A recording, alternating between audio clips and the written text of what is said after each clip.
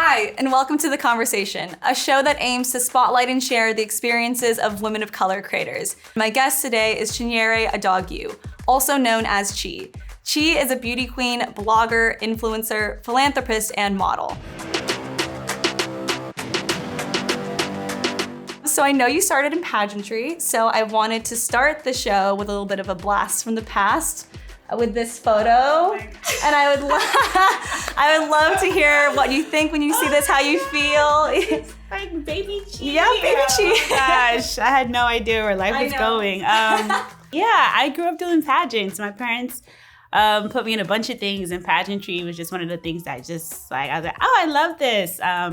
I was losing my pageants at first, but it was just like the community, the experience, like they really focus on building self-confidence, knowing your worth, how to present yourself, how to engage. So I felt like I was really taking a lot from it. Yeah. Eventually I started winning. You got there. Yeah, I got there. And it took me to Nigeria. So how did you go from being a pageant queen to the jack of all trades that you are today? So I kind of fell into it because I did the pageant. I had a year, a reign, and you meet a lot of individuals in the entertainment industry. So I ended up getting like a position on television, and from there it obviously created a following on social media.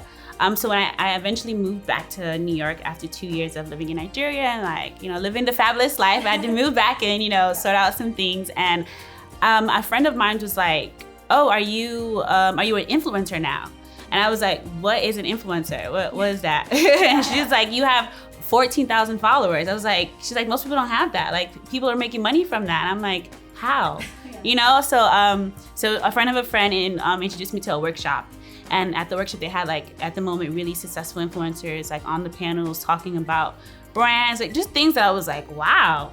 I want to do this, you know what I mean? Job, yeah. So I was very intentional for about 6 months after that. And July 1st, 2017, I launched my blog, Chilling with Chi. Yeah, and it's been up since then. I mean, the first year I was hungry. I was like, damn, there's no money in this. But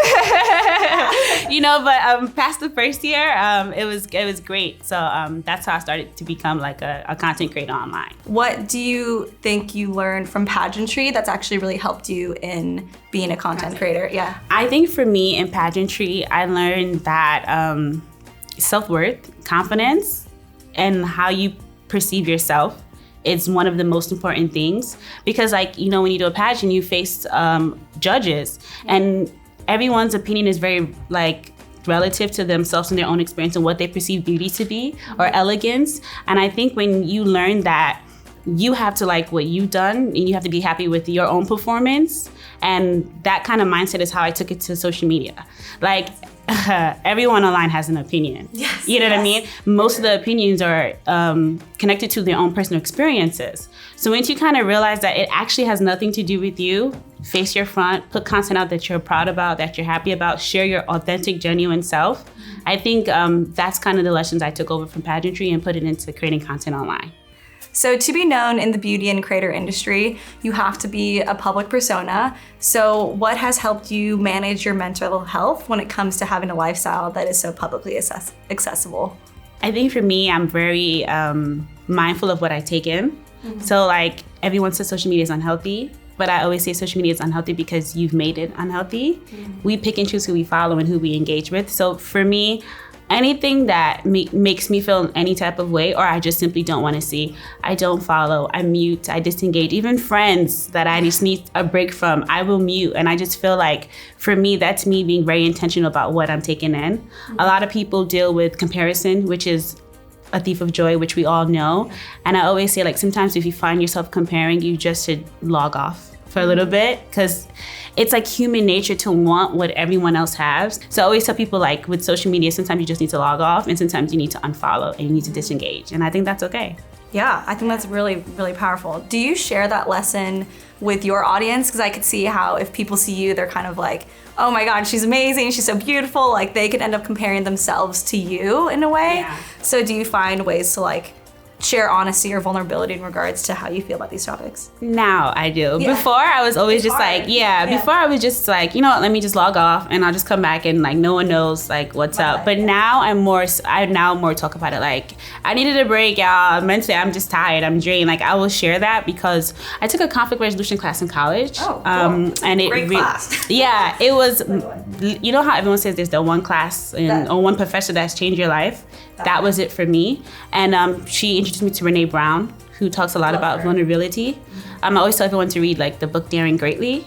And like for me, after like having that experience, I'm more open about telling people like, you know, times is tough. Or like recently I traveled like to 3 countries within a month, and everyone's like, you're living the life. And I was like, honestly, this is escapism for me, because right now I'm kind of going through a lot, and I feel better when I can kind of just escape from it all. And that's why I've been traveling more than usual. Yeah. So it was just one of those things where it's like, it's best to almost share with people like what it is or the reality of what it is, because people don't know, and like they just make these assumptions that, oh, everyone is happy, everyone is great. Why am I not happy? And I'm like, sis, sometimes I'm not happy too. You know what I mean? So I think for me, it's really important to share that. So your content celebrates beauty, travel, lifestyle, so many different topics, along with relationship advice. What do you hope to do with your content in regards to inspiring and engaging women? So for me, because everything's from personal experience, I learned when I moved to Nigeria that a lot of women deal with knowing their worth, confidence. So once I found out that was like a big problem, it's just something that women all over the world deal with, and kind of is the foundation of a lot of the situations that we maybe get ourselves into that are unhealthy and not okay.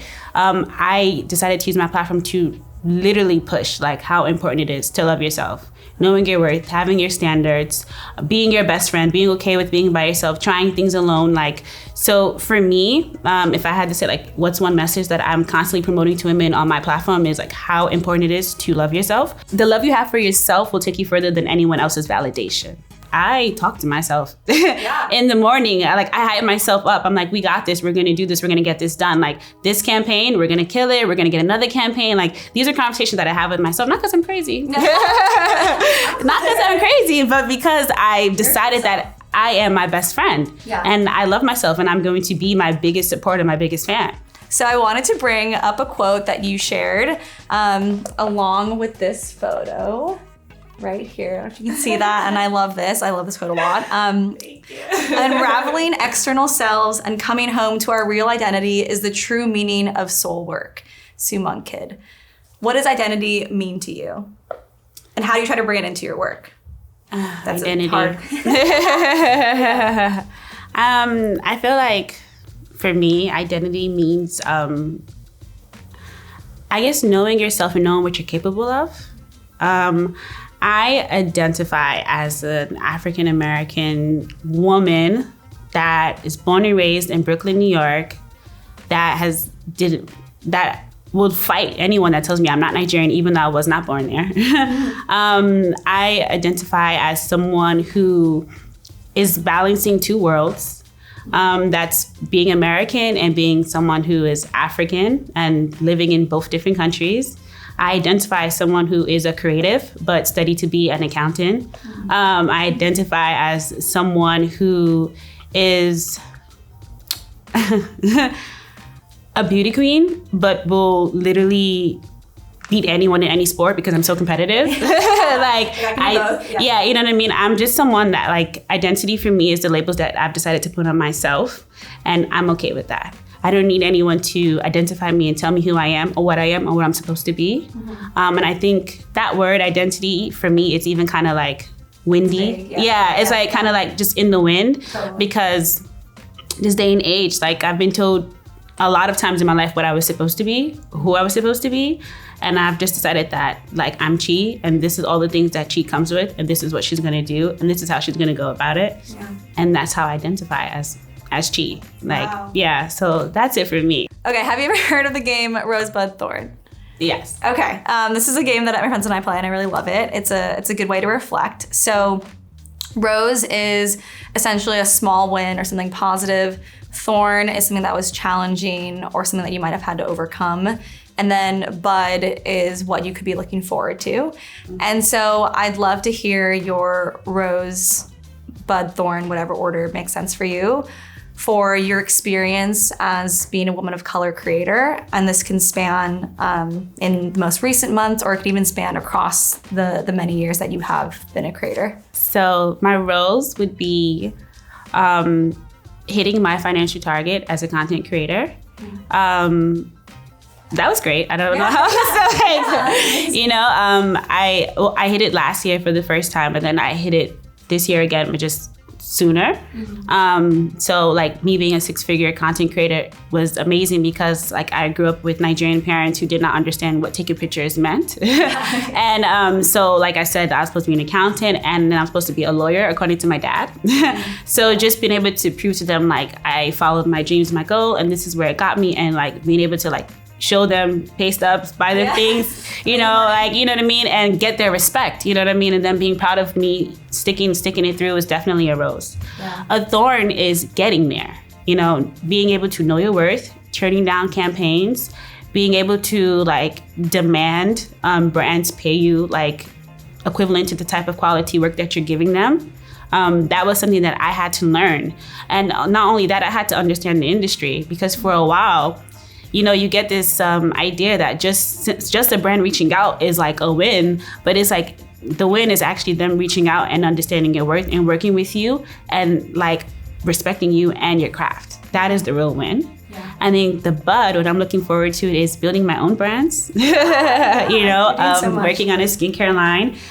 So thank you. Yeah. So that for me is like what I'm excited to do like in the future. That's really, really amazing. What would be your advice for other women of color creators who want to negotiate or try to get more for their worth? Be really firm in what your ask is. And when someone doubles back and says, I'm sorry, we can't do that, you simply need to know when to say, I'm sorry, I'm going to walk away. Because I've done that and they come back. They actually come back. For life. Yeah, you know what I mean? But I think honestly, the best way to be a successful content creator, you need negotiation skills. Yeah. And a lot of people don't have that. You know what I mean? And unless you're studying like business, something that you can learn in like a classroom, you're easily intimidated.